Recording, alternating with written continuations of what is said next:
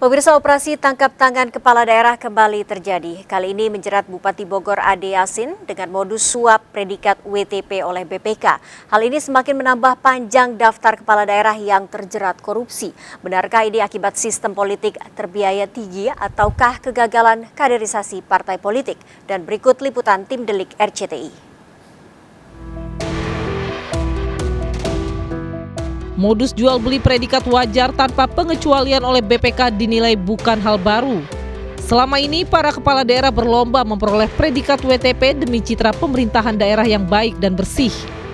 Meskipun pada kenyataannya predikat tersebut tidak otomatis menjamin kepala daerah tersebut bebas dari korupsi.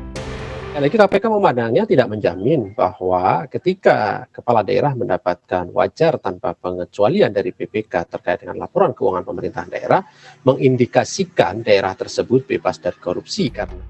Para kepala daerah tersangkut korupsi harus menjadi evaluasi bagaimana sistem politik berlangsung dalam pemilihan kepala daerah.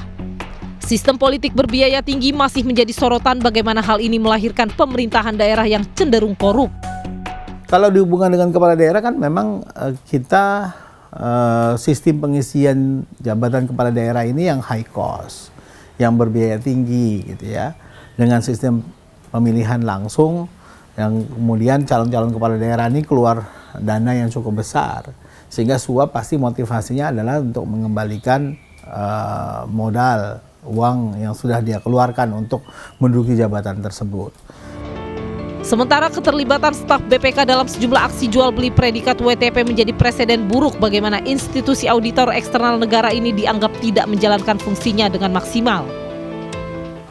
Saya kira harus dilakukan audit besar-besaran dulu deh terhadap BPK-nya, gitu ya. Yang kedua, boleh juga ada perbaikan aturan terkait dengan BPK ini, gitu.